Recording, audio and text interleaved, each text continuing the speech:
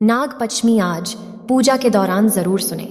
ये व्रत कथा धार्मिक मान्यताओं के अनुसार नाग पंचमी का लाभ व्रती को तभी प्राप्त होता है जब वह नाग पंचमी की व्रत कथा को पढ़ता या सुनता है। अगर आप इस कथा को सुन रहे हैं तो कृपया पूरा सुने, आधा अधूरा बीच में छोड़कर ना जाए। भगवान शिव का अनादर न करें। कथा सुनने वाले, सुनाने वाले और हुकार भरने वाले पर भगवान भोलेनाथ की कृपा सदा बनी रहे। हिंदू पंचांग के अनुसार प्रत्येक वर्ष श्रावण मास के शुक्ल पक्ष की पंचमी तिथि को नाग पंचमी का पर्व मनाया जाता है। नाग पंचमी का ये पावन पर्व नाग देवता को समर्पित है। इस दिन नाग देवता की प्रतिमा या मूर्ति का दूध से जलाभिषेक किया है और विधि विधान से पूजा की जाती है। धार्मिक मान्यताओं के अनुसार नाग पंचमी का लाभ व्रती को तभी प्राप्त होता है जब वह नाग पंचमी की व्रत कथा को पढ़ता या सुनता है। नाग पंचमी की व्रत कथा इस प्रकार है। एक बार किसी गांव में एक किसान रहता था। किसान के एक बेटी और 2 बेटे थे। किसान बहुत मेहनती था। अपने परिवार को पालन पोषण के लिए वो खुद हल चलाता था। एक दिन हल जोतते हुए किसान ने गलती से एक नागिन के अंडों को कुचल दिया और सभी अंडे नष्ट हो गए। नागिन खेत में नहीं थी। जब वह लौटी तो बहुत गुस्सा हुई और उसने बदला लेने की ठानी ली।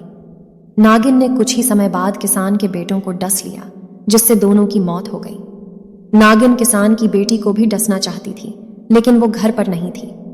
अगले दिन नागिन फिर किसान के घर आई तो देखकर बहुत हैरान हुई, क्योंकि किसान की बेटी ने नागिन के सामने एक कटोरी में दूध रख दिया और नागिन से माफी मांगने लगी।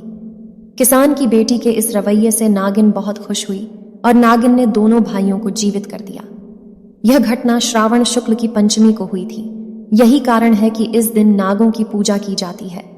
वहीं एक दूसरी कथा के मुताबिक एक राजा की रानी गर्भवती थी।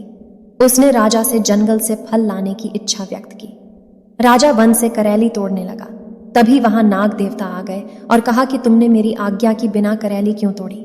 राजा ने क्षमा मांगी, लेकिन नाग देवता ने एक न सुनी। राजा ने नाग देवता से कहा कि मैंने रानी को वचन दिया है, इसलिए वो करैली को घर ले जाना चाहते हैं।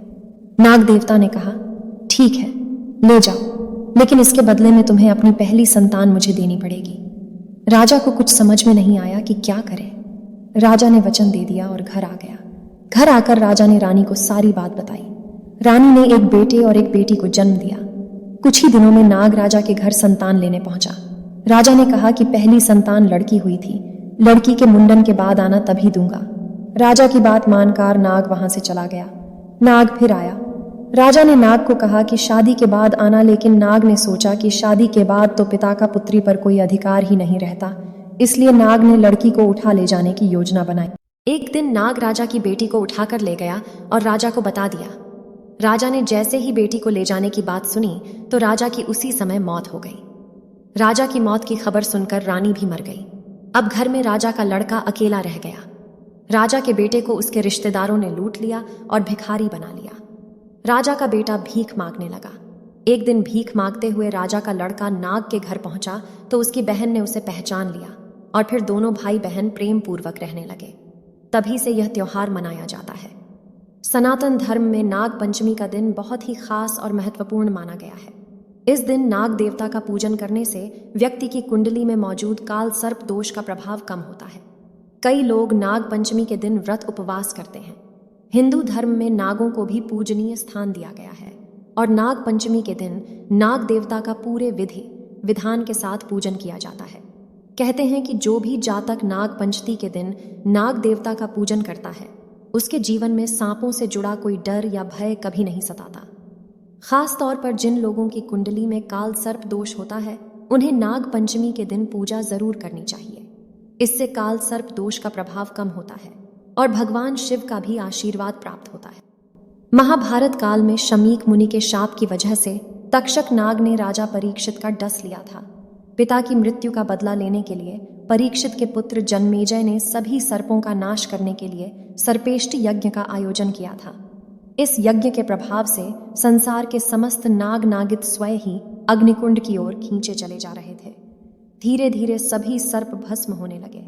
नागों ने अपने संरक्षण के लिए ऋषि आस्तिक मुनि से प्रार्थना की, जिसके बाद आस्तिक मुनि ने इस यज्ञ को समाप्त कर नागों के प्राण बचाए थे।